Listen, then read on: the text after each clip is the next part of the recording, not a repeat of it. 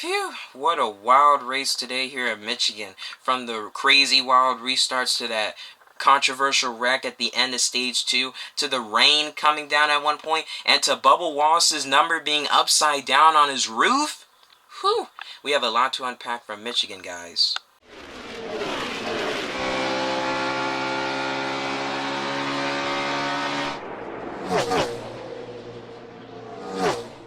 Hey guys, NASCAR Mode 48 back again, and welcome back to another episode of NRR. In today's video, we're going to be reviewing the 2021 Firekeepers Casino 400 from Michigan International Raceway. And I have to say, this was probably the best Michigan race I've seen ever since I've been a fan since 2016, because Michigan races have been hit or miss, I guess, but this one I really enjoyed. From start to finish, it's been pretty good because of the wild just battles. The battles just keep going. No one's pulling away. It's just like the Xfinity Series race yesterday, because the Xfinity Series race yesterday was also great. So once I saw that race, I was thinking, okay, tomorrow's Cup race better be good, and it delivered. Wasn't the best race, but it was a very good Michigan race. For Michigan International Raceway, it was a very good race. But anyway, once again, guys, we're going to be looking at our top 10. We're going to rate the race. After this, we're going to be talking about the biggest story of the race, of like the biggest thing that happened in this race, and you'll find out in a minute. We're also going to look at the drivers who had a good and bad day, and finally round it up by looking at the playoff standings, because things are starting to shrink right now as we are getting ready for the final race of the regular season at Daytona next Saturday, which is technically less than a week away, so got a lot to prepare. But anyway, let's go ahead and dive on into this episode. Finishing in first was Ryan Blaney. Hats off to Ryan Blaney, able to get the win here today at Michigan. He gets a 6th career win, his 2nd win of 2021. So now we can finally stop making those jokes of Blaney only getting one win a season, because it's been like that from 2017 to 2020. But now he finally gets more than one win a year, and some people are going to say, oh, this Ryan Blaney win was a fluke. He didn't really do good. I would say this Blaney win was kind of like a Harrison Burton at Homestead last year, where Harrison Burton, he started on pole, but then it wasn't really doing well, just running in the top 10, but then at a late race restart, able to battle and get the win. So I would compare that to that for Ryan Blaney. Also, he becomes the 6th driver to get more than one win in 2021, so that's pretty cool. And another thing for Blaney, he's secretly been on a hot streak recently, because in the last 5 races, he's had 4 top 5 finishes. In the last 5 races, 4 top 5 finishes, including a runner-up finish just this past week at the Brickyard for the Indy Road Course, finishing 2nd to AJ Allmendinger. So pretty cool for Blaine. He's secretly been on a hot streak, but you could tell that he's kind of been slow at times, but definitely a good last few weeks for Ryan Blaney, or last few races, I have to say. But yeah, definitely good for Ryan Blaney. Congrats to him, and we'll see what he can do headed into Daytona next week. Finishing 2nd was William Byron. William Byron had a really great race, in my opinion. He was just running pretty well out there. Some say that don't put Byron in your lineup. You should have put Byron in your lineup. He was running very well, especially towards the end, because at first it was Larson versus Elliott. Now it was Larson versus Byron. And so Byron definitely could have had the win, but if I were him, I'd kind of be a bit frustrated with Denny Hamlin, because Denny Hamlin did send William Byron after the last restart, and Byron did lose the lead to Ryan Blaney. So a bit frustrating there, but Byron almost had Blaney. If he would have had another 1 to 2 laps, definitely could have gotten the win, but not enough for William Byron. But still, momentum's building for that number 2014. They're just there, just cannot secure the win, but they'll eventually get it, as we're headed to Daytona next week, and that's where they got their first career win, like this exact race. So let's see how Byron does at Daytona next week. Finishing 3rd was Kyle Larson. Another driver who's just had a spectacular day was Kyle Larson, because Hendrick Motorsports just did really well today, but it sucks to see that when they do so well, but then they don't win the race. 2 other drivers come up 2nd and 3rd, just oh so close, but just not there. Kyle Larson definitely had a really great race. He was up there for most of the race. He didn't even win either of the stages. He did not win stage 1. That went to his teammate Chase Elliott. Didn't win stage 2 because Kyle Busch took that pit strategy to end stage 2. And then Kyle Larson, I believe at one point during the race, yeah, it was stage 3. He ran out of fuel coming to pit road, which was kind of similar to Jeb Burton, with his incident yesterday in the Xfinity Series race, where he ran out of fuel and that caused a caution and stuff. So definitely a bit of a mistake from Kyle Larson at his part right there, because if that wouldn't have happened, then William Byron would have never had the lead when that happened, because Byron took the lead from Kyle Larson when Larson came off of pit road. So good thing he was able to fire his car up pretty soon, but just lost the spot right there. But still hanged in there, but just could not get the win. Finishes third, but he's been doing pretty good if you think about it. 4 straight top 10 finishes, 3 straight top 5 finishes. So that's really good for Kyle Larson and the 5 team. Just wasn't enough. Now let's see how they do at Daytona. Finishing in fourth was Kurt Busch. Kurt Busch definitely had a really solid day, a really good car, a solid top 5 car. He probably would have had a nice race winning car if the restart would have planned out in his way. But early in the race, him and Matt DiBenedetto, they had a really great start to the race. But then later in the race, I believe it was in stage 2, Kurt Busch lost spots because contact with Matt DiBenedetto. So I don't think Kurt Busch was very happy with DiBenedetto. But after that setback, he made a huge comeback to get a nice solid top 5 finish, which is well earned for Kurt Busch because this is his first top 5 finish since he won at Atlanta not too long ago. So really solid day for Kurt Busch and the 1 team, and I guess we'll just see what they can do in Daytona. And rounding out the top 5 and 5th was Denny Hamlin, who had a really solid day, one of the fastest cars, and I thought he was the best JGR driver and the non-Hendrick Motorsports driver out there who had a really solid car that could have won the race and beaten any of those drivers, but just came up short, finishes 5th. He's going to have to stick with that. Like I said with William Byron, he just sent William Byron in the turn number 1, and that didn't even work out for him and stuff, so that kind of knocked Denny Hamlin out of the race. But still, he had a nice solid day, just still looking for that first win of the year. Probably can't even get it within the regular season, but we'll see what happens at Daytona, because, he has won at Daytona 4 times before, and 3 times were the Daytona 500. So you just got to watch out for Denny Hamlin and the 11 team. But we'll have to see. But still, a really solid race for the 11 team. Feel like they could have won the race, could have salvaged it a bit better. But I guess they'll just take what they can get. Because right now, Larson is still in the regular season points lead. He may have secured the regular season championship, but we'll see, because this is still a pretty close battle, but I feel like Larson has it over Hamlin. But we'll see next Saturday, but still solid race for Hamlin in the 11 team. Finishing 6th was Matt DiBenedetto, another driver who had a really solid day. Once again, winds up with the top 10 finish, but yeah, I don't know what's going on with Matt DiBenedetto. He's just having some really nice solid runs here and there. I mean, that's his second straight top 5, but if you really think about it, he's been doing really well. Like, he got that 10th place finish at Road America, 9th at Atlanta, and he got 11th at New Hampshire and Watkins Glen, gets 5th last week at the Brickyard, and now gets 6th here today. So he's definitely been on a hot streak, just could not get that win and stuff. Because like I said, with him and Kurt Busch, they were doing really well early, but they made contact with Kurt Busch. I don't think he made him happy. But still winds up with a nice solid top 10 finish. So definitely Matt DiBenedetto should be proud of himself, but still looking for that first win of his career and that 100th win for the Wood Brothers. We'll just have to find out. But one thing I am excited, I just can't wait to see him run that throwback to Elliott Sadler in Darlington in a couple weeks. But we'll see what he can do at Daytona, because he still needs to make the playoffs. So let's see what Matt DiBenedetto can do headed into Daytona next week. Finishing in 7th was Kyle Busch. Another solid day for Kyle Busch and the 18 team, especially having that pretty not good run at the Indy Road Course last week when they finished 20th. But still, they had a really solid race. They had a bit of a setback when they made contact with Mark Truex Jr. early in the race, and so that made a bit of a setback. But in Stage 2, they were able to gamble, and they made a pit strategy that only gave them 2 tires and some fuel, and they were able to win Stage 2. That put them back in the race a bit, and they were able to find a nice solid top 10 finish. So solid day for Kyle Busch and the 18 team. A nice bit of a rebound right there. And yeah, let's just see what they can do at Daytona. Finishing in 8th was Chase Elliott. Chase Elliott, I feel, also had a pretty up and down day, because Elliott, he did take the lead from Kyle Larson at one point. He did win stage number 1, but then him and Kyle Larson were going at it in stage 2. But of course, it was Kyle Busch who won the stage. Elliott finished 2nd or 3rd, I believe. But still, after that, I don't know what happened to Elliott. Towards the end of the race, when the race was almost over, he was running like 14th, 15th, and 16th, something like that. I don't know what happened to him. Probably a bad pit stop. But then after a couple goofy, crazy, wild restarts, he was able to get a nice, solid positioning right there and was able to get a top 10 finish. So he finished 8th, so that's another top 10 in the books for Chase Elliott. So definitely on a roll for him. 3 straight top 10 finishes. So good race for Chase Elliott and the 9 team, and let's see what they can do headed into Daytona.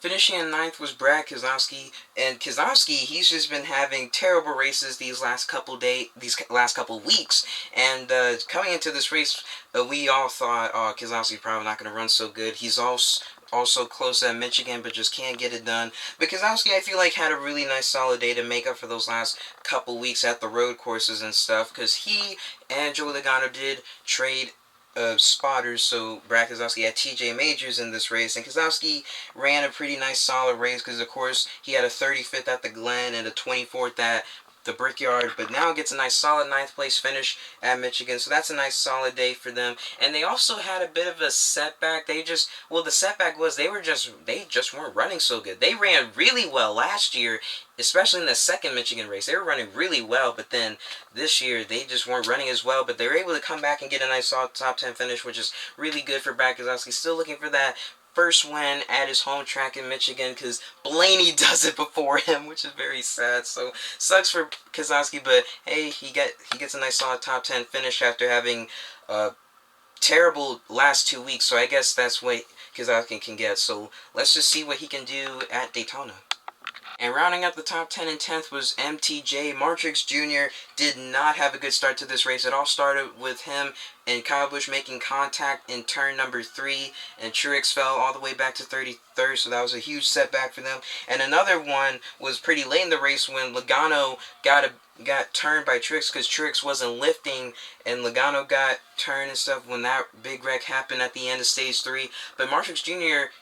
came back and got a nice solid top 10 finish. So great comeback from Martrix Jr., especially having a not so good day like that, but you can take what you can get. So let's see if Truex can get his first one on a restrictor plate at Daytona. He was close last year. How about this year? And now let's rate this race. Like I said at the beginning, this was probably the best Michigan race I've ever watched. Probably, because I can't really think and remember of how other Michigan races played out, because some of them weren't that good. So I thought this one was a very nice race. We had great battles and stuff for the lead, especially in the lead, and really wild restarts, knowing how the outside line was the preferred line for the restarts and for the start of the race. So definitely a really good race to watch and stuff. I hope the reviews did well. Like, we had a lot of viewers tuning in because this was a really nice solid race. So if I had to finally go ahead and rate this race, I'd give it for Michigan, I'll give it a nice solid 8.5 out of 10. It was a very nice solid race. I did like it. Great racing. We did have some points to where, it started to stretch out and stuff, and not a lot of passing happened, but we did have some good battles, so I give it a nice solid 8.5 out of 10, especially for Michigan. You don't get high ratings like that for Michigan, but still a good race here today at Michigan. Let me know what you guys would give it in the comment section below. And now for a new segment on NRR, we're going to be talking about the biggest story of the race. What was the biggest thing that happened in today's race? It was the Austin Dillon Keselowski crash at the end of stage 2. And let's just explain it. It all started with Brad Keselowski and Austin Dillon coming towards the line for the end of stage 2. Austin Dillon side draft on Keselowski, and they came down. Keselowski's trying to race him back, and once they did, Dillon beat him to the line, but then Dillon came up on Brad Keselowski. He came up onto his car from the apron and then clipped him. He hit the wall hard, nearly went on his side and landed on all 4 wheels. It was a very, very, very hard impact. Glad that Austin Dillon came out okay from that incident, but after that wreck, he apologized so many times to his crew that he was very frustrated. He just felt so bad for what happened, because they gave him from Austin Dillon, what he said, a rocket ship. And it was a rocket ship. It was a very fast RCR car, the best car RCR had this weekend, but it ended up in shreds. It was wrecked and stuff. But anyway, Richard Childress was not happy with Brad Keselowski, because this was his words.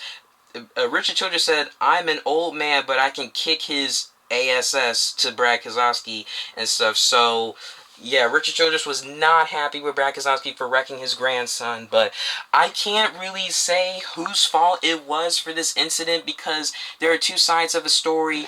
Because you have one side where you have Austin Dillon coming up on Brad Keselowski. That's where people say they're rooting, that they're on Keselowski's side, because Dylan did come up on him, which I fully agree that Dylan did come up on Brad Keselowski. But another thing that Austin Dillon fans point out is that once they come to the end of the stage, Keselowski is still holding his line at the apron, and Dylan expected him to already be up on the racetrack instead of down on the apron, still holding him down, which is a bit of an incident there, and kind of somewhat on the spotter for Austin Dillon for not telling him to just stay where you are, don't move up, because Keselowski's still there, but probably didn't expect that. It was just expect the unexpected, people. You don't expect things like that, but that was a very, very, very crushing blow for Austin Dillon right there. A huge incident for what happened. Keselowski apologized so many times. He said, like, don't come up, and then he did. So Keselowski was not happy either, but he felt very bad for Austin Dillon, the 3 team, because after stage 1, Austin Dillon was only 20 points back, so he gained 8 points after stage 1, and technically entering stage 3, Dillon was only 18 points back. But after that, incident, now it is a 25-point gap. So Dillon did make some gains, but it's also because of Reddick having some issues. Like, Reddick did spin out, and there was no caution and stuff. So yeah, definitely a bit of luck right there, but only 3 points, which is not enough. So Dillon can still point his way in, only if Reddick has a bad day, but a must-win situation is definitely in the looks for the 3 team. So that was the biggest incident, or the biggest story of the race. So here are the drivers who I thought had a good race. Starting off, Chase Briscoe gets 11. Definitely makes up after that incident at the Indy Road Course last week. Michael McDowell gets 20th. That's his best finish. That's a really good finish since I believe Pocono, the second Pocono race. So I say a top 20 is a really good one for Michael McDowell. Eric Jones just re-signed with RPM. He'll be back in that 43 next year. And also along with that, gets a nice solid 18th place finish. So definitely good for Eric Jones, especially in his hometown. So it's really cool to make that announcement in his hometown and stuff. And he released and he's also going to be doing a foundation, so that's pretty cool, the Eric Jones Foundation. Also with the 47th, Ricky Stenhouse Jr., 2 straight solid finishes, 11th at Indy and now 12th at Michigan. Very, very good solid runs for the 47 team. And Josh Berry in the 7, he gets his best finish ever in the Cup Series, gets 26, so that's a really nice solid run for Josh Berry, replacing Corey LaJoie, who was out for COVID protocols. So those are the drivers who I thought had a nice, good race. Here are the drivers who I thought had a neutral day. Christopher Bell, I feel like he was neutral. He finished 13th after he wrecked earlier with, when Michael McDowell, Josh Berry was involved as well, and Joey Logano. So I feel like he had a neutral day because he also had that happen, but he also came back and finished 13th. So that's really good for Christopher Bell to make a comeback from that wreck earlier. And also with Bubba Wallace, I feel like he was neutral. He was running really well in the top 15, but gets a 19th place finish. So I feel like he definitely deserved a better finish than that. So I feel like those two had very somewhat neutral days.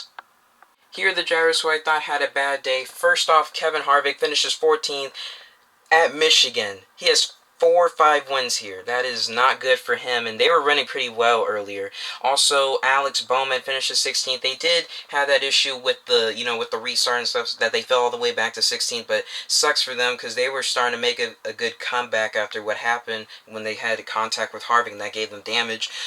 Next up, Ryan Newman. He was running in the top 10 pretty late in the race, but then fell back to 24th because he was caught up in a wreck with Michael McDowell, Josh Berry, Christopher Bell, and stuff that was kind of caused by Tyler Reddick over here, so that sucks for them. Could be his last race at Michigan. Also, Tyler Reddick, he did cut a left rear tire and stuff and finished 29th, so not a good finish for the A team, especially after their teammate wrecked. Next up, Joey Logano, DVP, finishes 33rd. Also, he was also caught up in that same wreck with Ryan Newman, Josh Berry, and Tyler Reddick. The transmission on his right front, broke, and so they finished a dismal 33rd.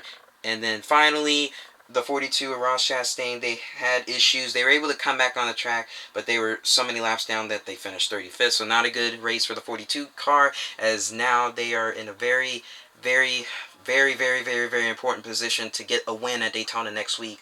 So yeah, those are the drivers who I thought had a bad day.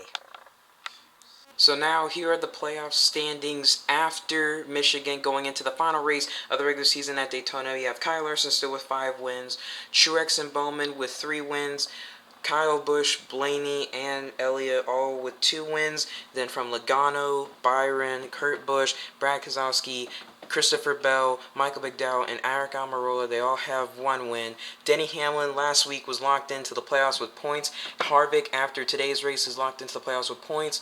Tyler Reddick is still above the cut line, plus 25. And you have the cut line right here. You have Austin Dillon, minus 25. DiBenedetto, minus 120.